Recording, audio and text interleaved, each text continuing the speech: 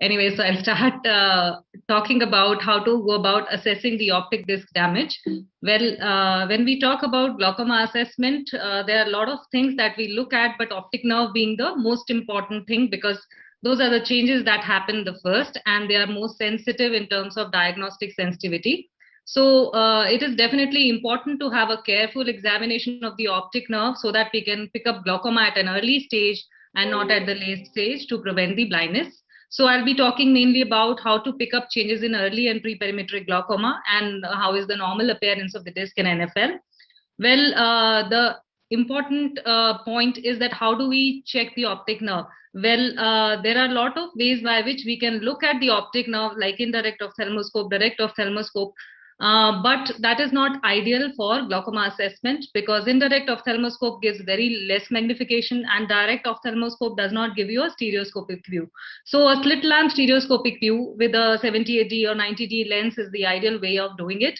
And when we are talking about assessing a glaucomatous disc, definitely we should ensure that we have eventually a dilated detailed disc evaluation so as to pick up changes as early as disc hemorrhage or NFL defects. Well, these are the features in glaucoma that I would be talking about now. So there are a list of changes that happen in glaucoma related to the optic disc, and we are all aware of that.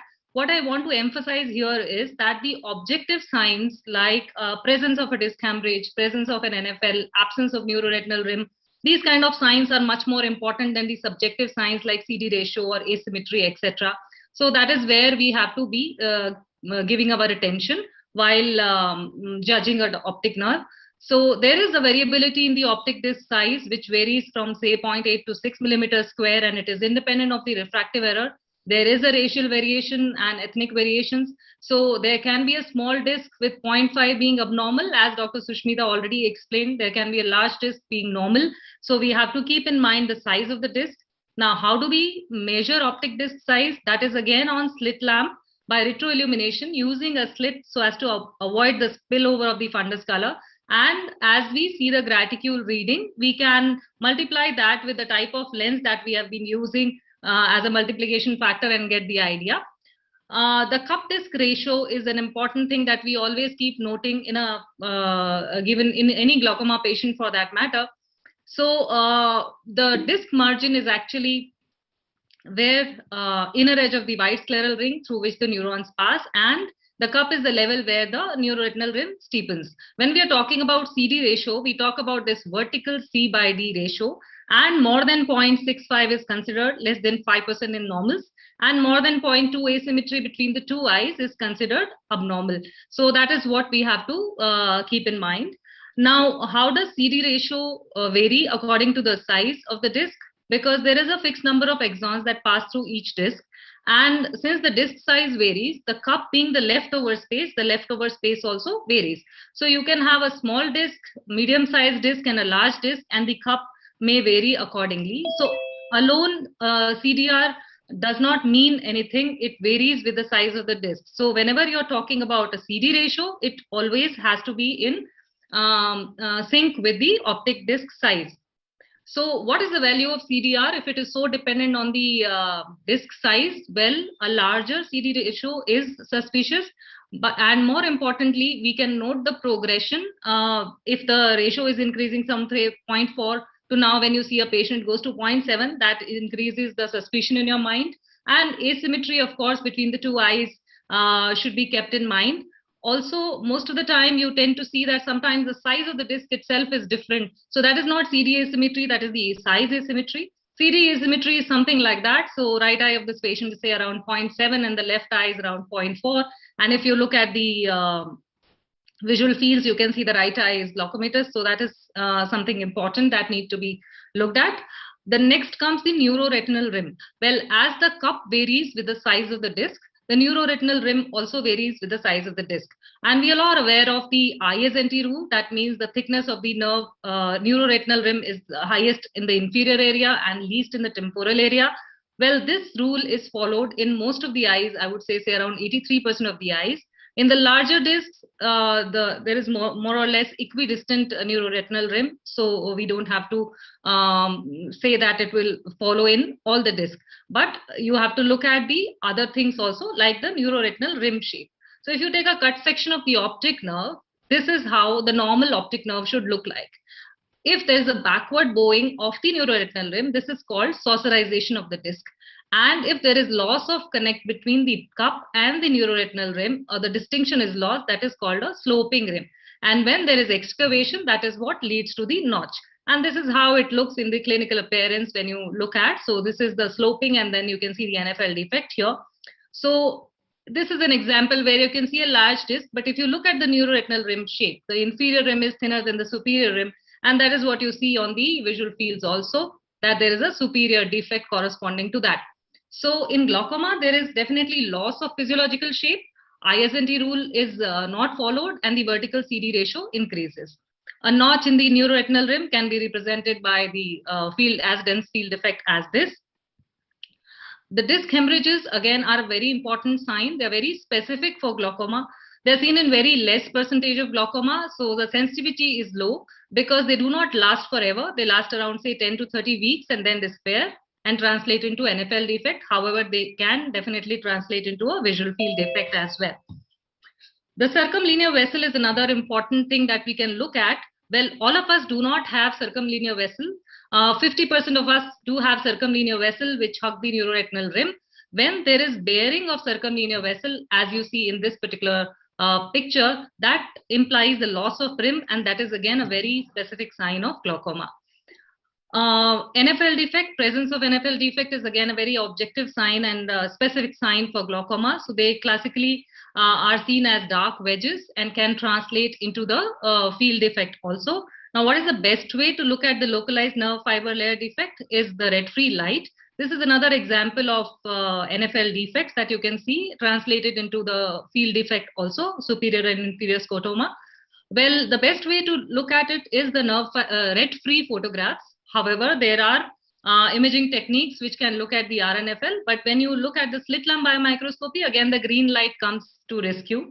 So a normal RNFL looks like where the it is covering the vessels, and you can see small slit-like groove-like defects which are narrower than the vessels. And 1 minute of your time remains. Sure. So these are the localized NFL defects, and when you have a generalized defect, then there is loss of pattern. So that is how we detect the RNFL defect. A peripapillary atrophy is another sign where we are looking at the beta zone and not at the alpha zone. Alpha zone is more for myopes. So central beta zone is more important for glaucoma. Alpha zone can be there for myopic patients. Well, problem with myopia is in the nerves like that, it is very difficult to judge. So we have to be very careful. You can have normal fields in a deadly looking disc like this with enlargement of blind spot, and similarly if you see this particular nerve, then you can see the superior rim being thin and there is a field defect corresponding to that. Well, so to simplify the disc damage likelihood scale. Ma'am, your time is up. Yeah, right. It's okay. You complete your talk. Yeah.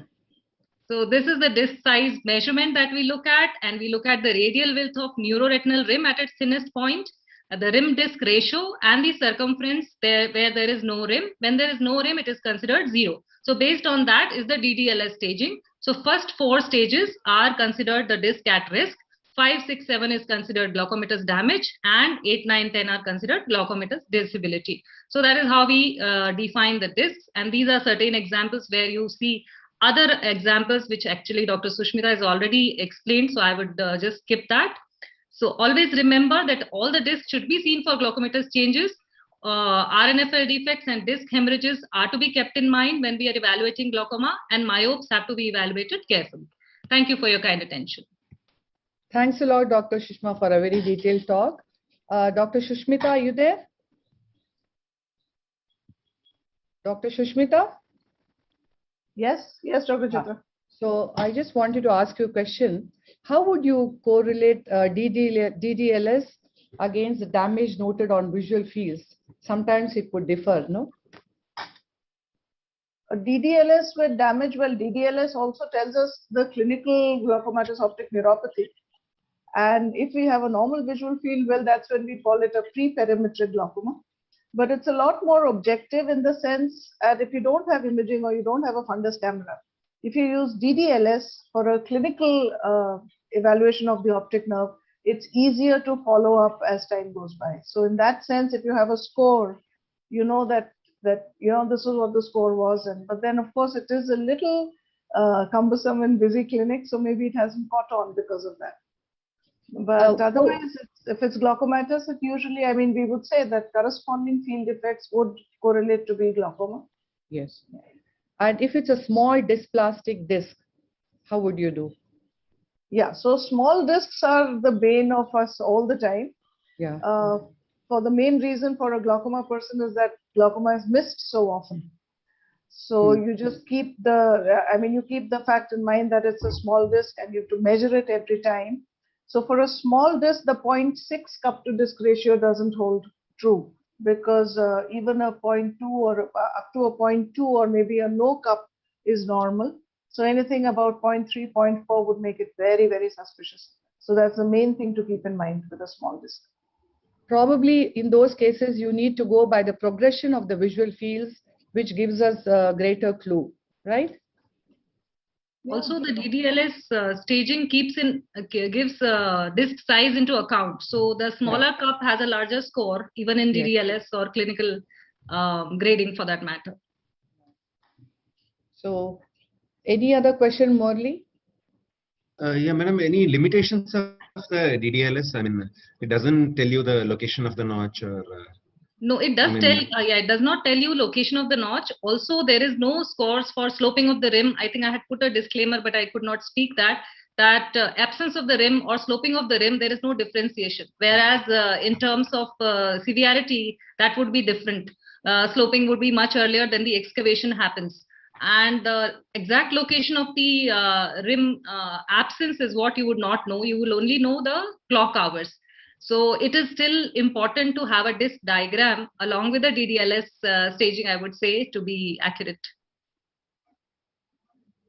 Anything else? One more thing in acute. Yes, Murli, go on. Generally, it is said that pallor more than cupping, generally it's said it's non-glaucomatous optic atrophy. But sometimes in acute angle closure glaucomas or in some patients where there has been a high spike in IOP, we do get a disc pallor which can exceed the cupping. I mean, your thoughts on this, madam? Yeah, very true. In a acute attack angle closure or even in neovascular glaucoma, if you have a very high spike for a short duration, you will see more of ischemia or pallor than the cupping. Dr. Shushmita, would you want to ask anything else before we go on to our next topic? No, I think we can go on. Okay. Carry on.